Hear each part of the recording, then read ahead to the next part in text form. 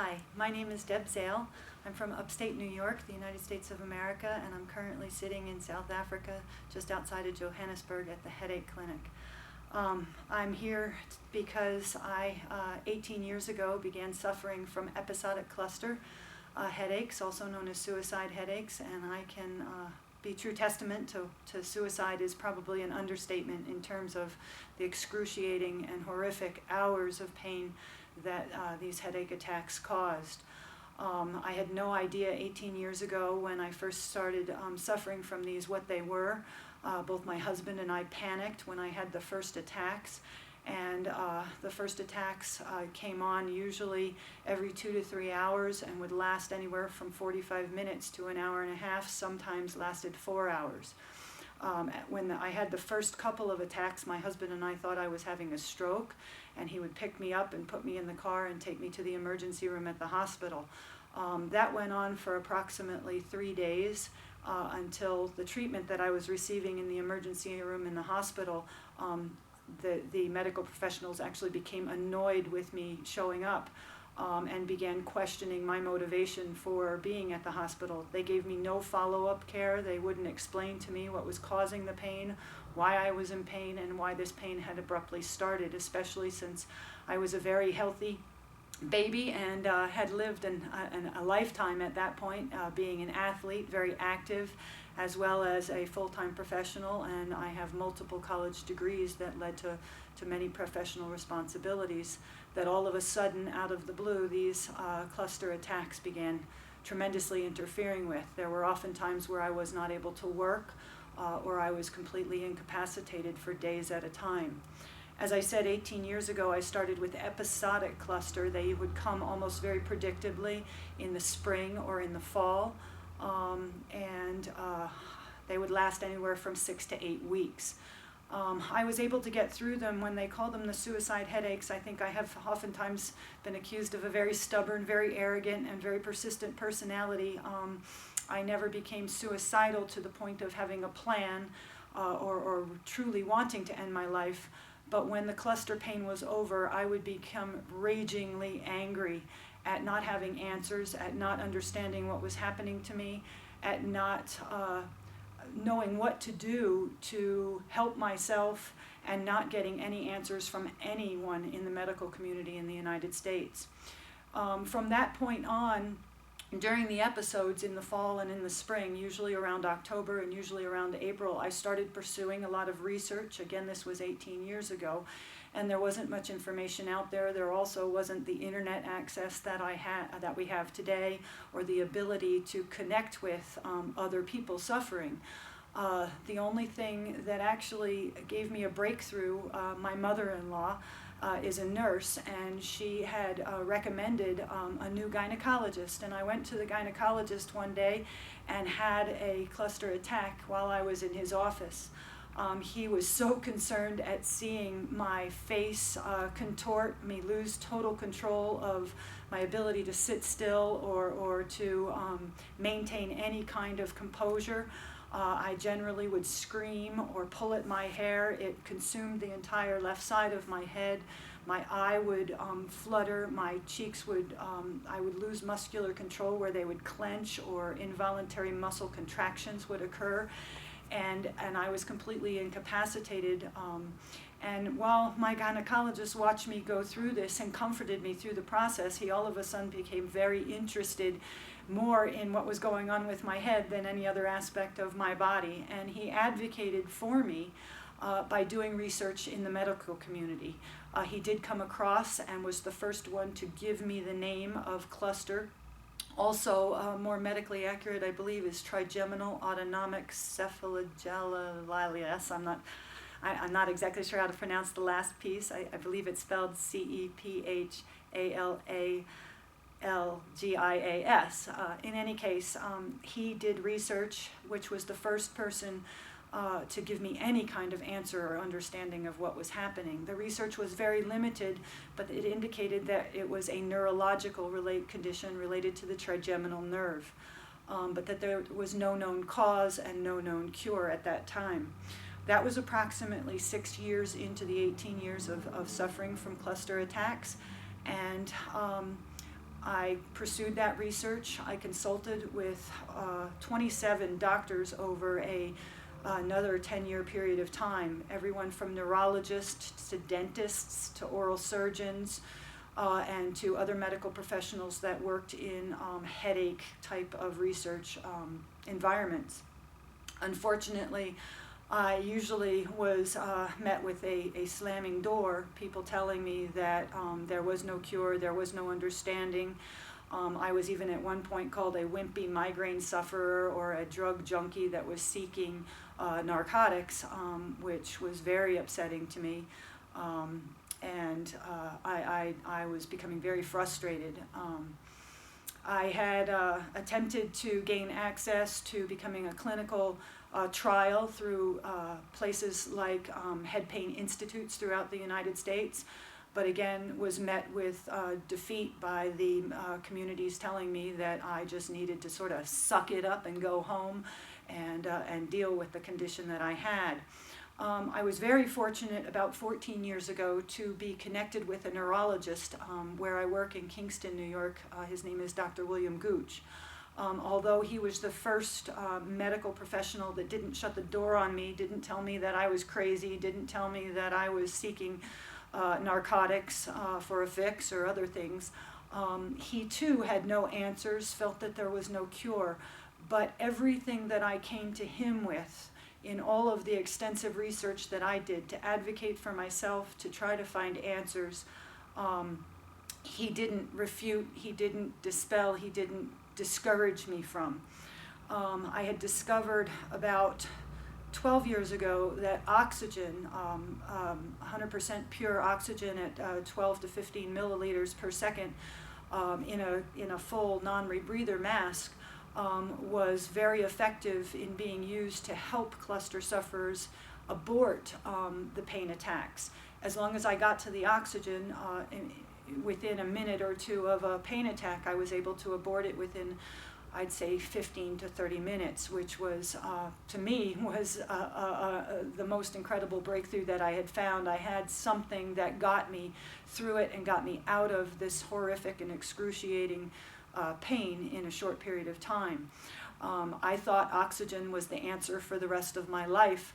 The only difficulty is that no one in the American Medical Society or environment acknowledged oxygen as a valid medical treatment. Instead, my neurologist and all of the other doctors and medical professionals that I pursued for treatment or for assistance in understanding the condition were willing to prescribe me any kind of prescription medication, none of which was effective, but challenged me on the issue of oxygen use.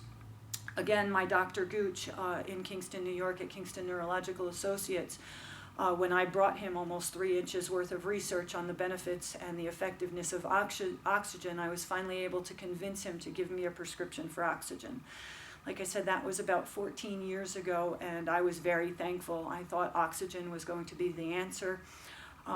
However, unfortunately, since it is not acknowledged as a valid medical treatment in the United States, it's not covered by insurance. Oxygen became very expensive. So that was another challenge, was being able to keep a constant oxygen supply. It became challenging again because approximately 8 years ago, my cluster condition took a turn for the worse, where I became what is known as chronic cluster. The cluster attacks intensified in duration, in level of excruciating pain, and in frequency. And when I say frequency, I had no remission. I was experiencing them almost every day of the week, multiple times a day. They usually occurred mostly at night and almost like clockwork. I would go to sleep around 8 or 9 at night, and by 11, 1, 3, 5, and 7 in the morning, I was up in excruciating pain that, if I did not get to the oxygen in time, could last anywhere between a half hour and an hour and a half. It becomes a circumstance or situation that can lead to other very debilitating conditions, like insomnia, because you literally fear sleeping. You wake up, and once you've gotten through the excruciating agony of an attack, you're terrified to go back to sleep because you know within 45 minutes to 2 hours you're going to be in excruciating and debilitating pain again. It became a very difficult cycle that was very defeating. And again, I think I mentioned I never have become suicidal, but I get ragingly angry that this condition and having no answers, no hope, no cure, and being completely defeated by the medical community in the United States. I again took all of that anger and all of that pain and funneled it into Google searching, and would spend hours and hours when I wasn't in pain trying to seek answers through whatever way I could, now that we had a worldwide internet that I could connect with, things that were not previously at my fingertips. I had, like I said, had been through a multitude of drug therapies. I had been through a multitude of things everywhere from acupuncture to narcotic treatment, to exploring the possibilities of gamma knife surgery, which is cutting the actual trigeminal nerve and disabling it. All of the treatments that I went through, including heavy steroids, prednisone, Stadol nasal sprays, a lot of stimulant drugs that have tremendous side effects and are also Schedule 1 and 2 drugs that are highly addicting, were completely ineffective. I also explored other kinds of options in terms of holistic things through yoga, through stretching and meditation exercises. Nothing had any kind of impact, and my chronic cluster condition only appeared to be worsening. In I'd say it was June of 2014, or excuse me, June of 2013, my brother actually came across a video that was on History Channel and Science Discovery about psilocybin being used to treat cluster and giving cluster patients remission.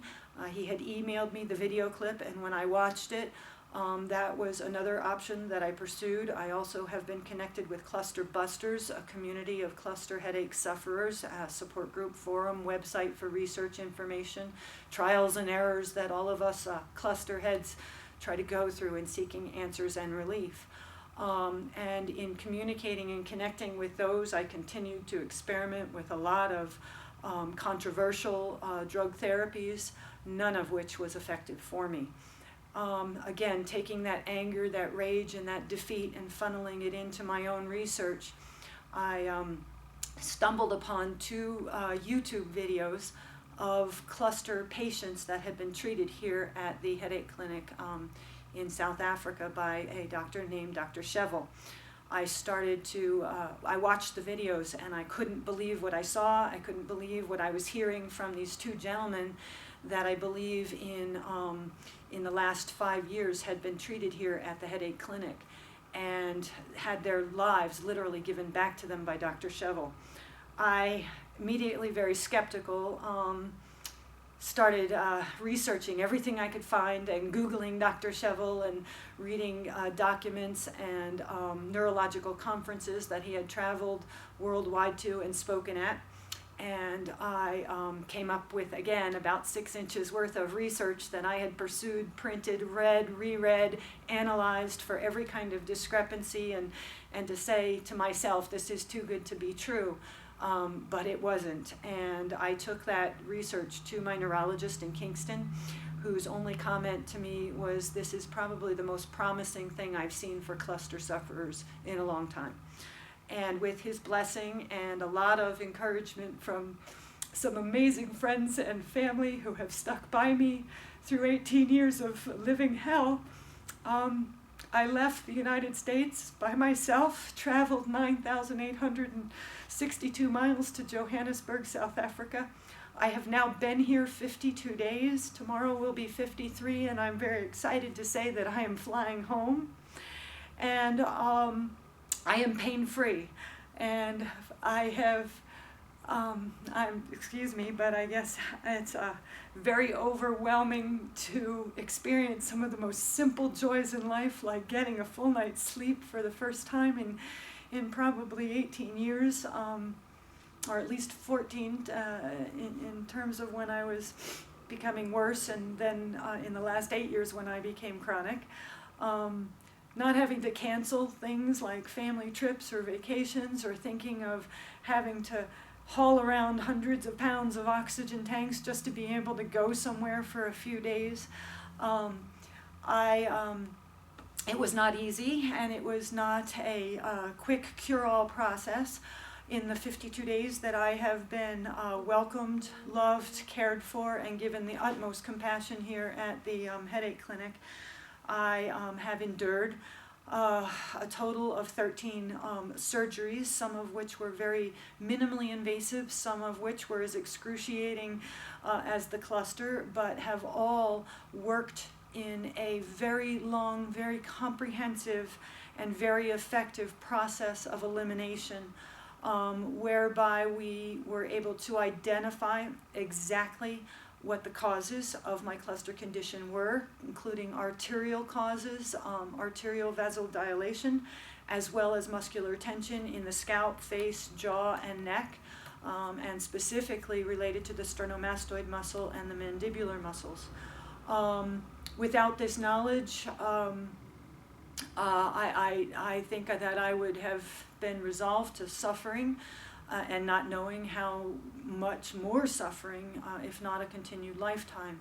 I can say that I am flying out of Johannesburg, South Africa tomorrow, and I have the most optimistic outlook on what my future has to hold, because I feel like everything that I have been deprived of for 18 years in terms of quality of life, in terms of my ability to plan, in terms of my ability to enjoy playing with my grandchildren and not having to run away for hours and hide with an oxygen tank or an oxygen generator machine only to go back and have them wonder why Grammy can't still play.